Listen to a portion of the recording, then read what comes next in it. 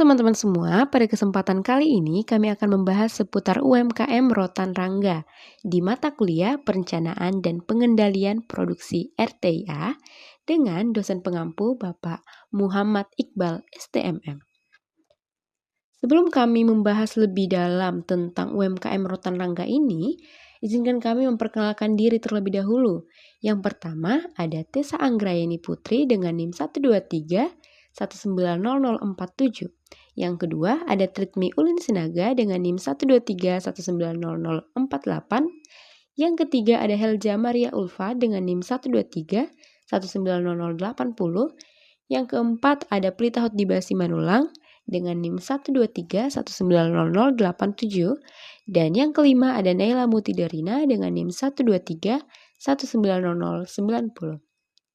Nah, jadi yang pertama kita akan membahas profil UMKM itu sendiri. Nah, untuk nama usahanya ialah Rotan Rangga. Pemiliknya ialah Rangga atau sering disebut dengan Mas Rangga. Tahun didirikannya itu dari 2014. Di mana alamatnya berada di Jalan Terusan Ria Cudu, Kota Baru, Kecamatan Jati Agung, Kabupaten Lampung Selatan, Provinsi Lampung, Indonesia. Nah, jadi apa sih yang diproduksi daripada Rangga Rotan ini? Nah, jenis yang diproduksi usaha Rangga Rotan ini, yang pertama itu adalah kursi rotan, tudung mas, kursi sintetis, dan parcel. Yang kedua, berapa sih porsi yang diproduksi oleh Rangga Rotan ini? Jadi, untuk Rangga Rotan sendiri memproduksi tergantung permintaannya teman-teman.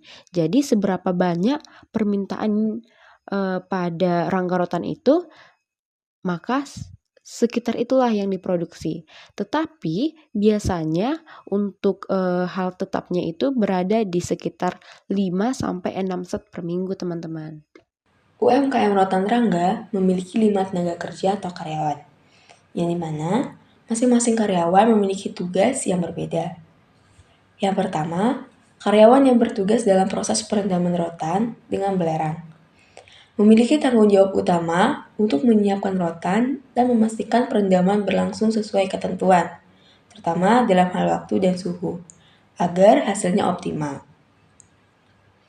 Yang kedua, karyawan yang bertugas dalam proses pengasapan bertanggung jawab untuk memastikan rotan diasapi dengan sempurna, yaitu dengan cara melakukan pengawasan terhadap suhu dan durasi pengasapan sesuai ketentuan, agar warna rotan merata dan kualitasnya lebih tahan lama.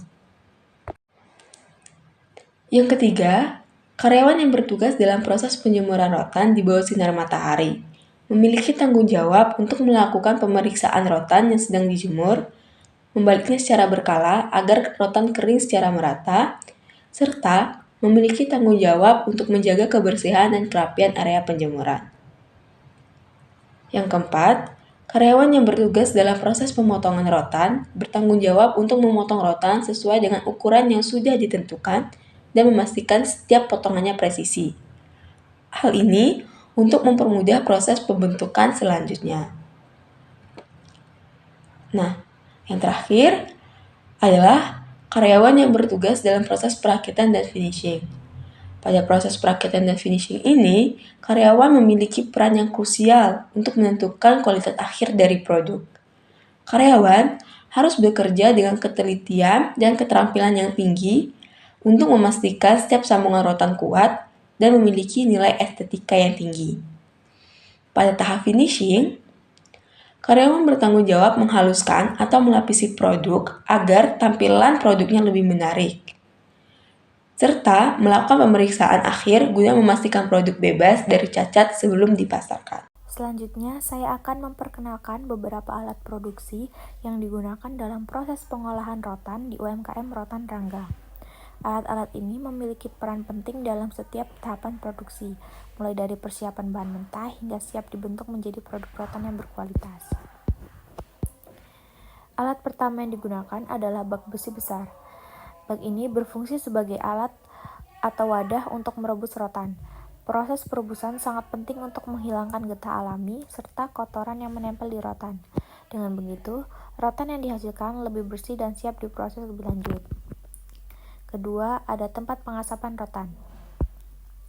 Rotan akan melalui proses tahap pengapasan. Di sini rotan ditempatkan di tempat pengasapan selama 3 hari 3 malam. Pengasapan ini membantu memperkuat rotan, mengawetkan, serta memberikan warna alami yang khas pada rotan. Selanjutnya ada gergaji. Gergaji digunakan untuk memotong rotan sesuai pancing yang diinginkan. Selain itu, gergaji juga membantu merapikan ujung-ujung rotan agar lebih rapi.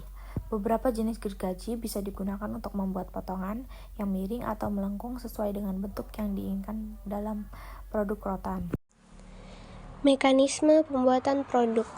Mekanisme pembuatan produk dari rotan melibatkan beberapa tahap yang dimulai dari pemilihan bahan mentah hingga produk akhir siap digunakan. Berikut adalah tahapan dalam pembuatan produk dari rotan. Pertama, pemilihan dan persiapan rotan.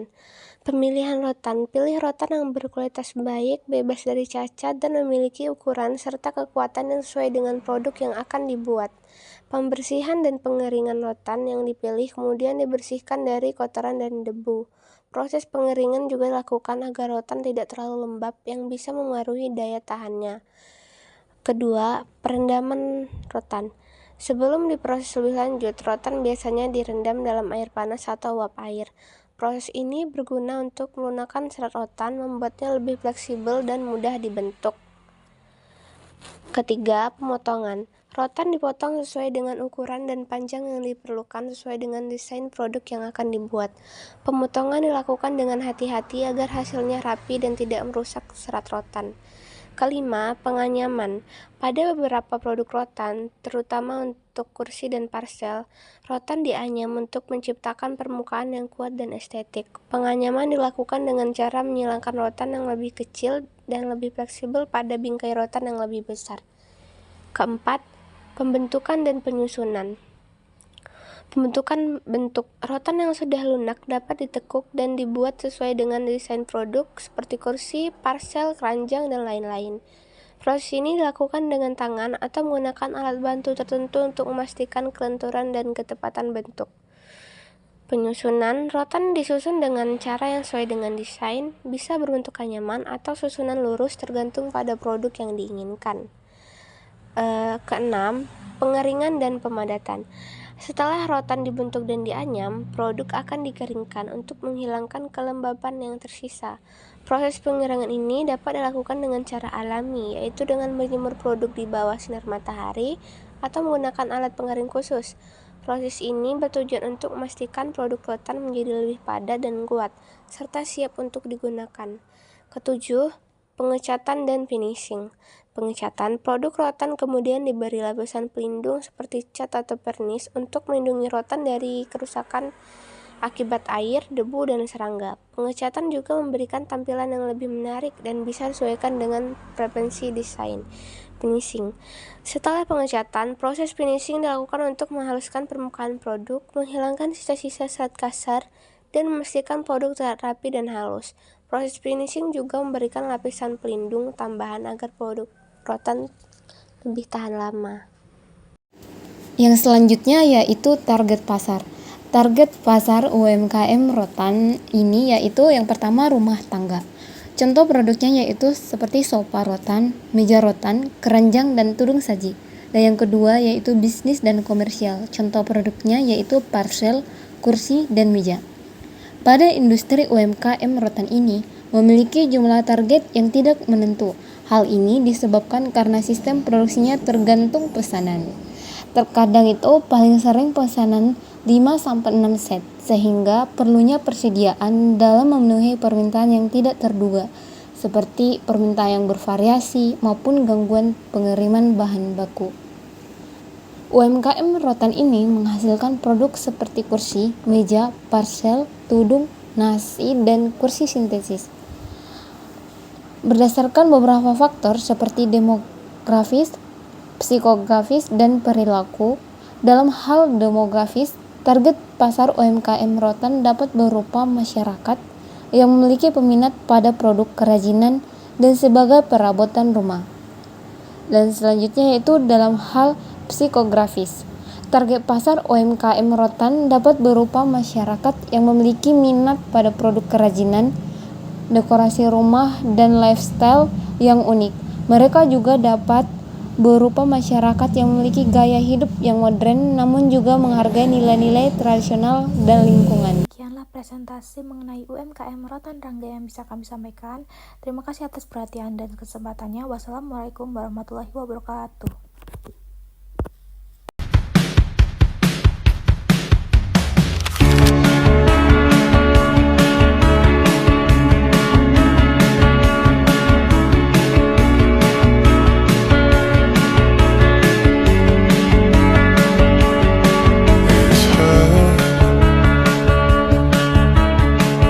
Nothing else makes me feel high. She's like such a light.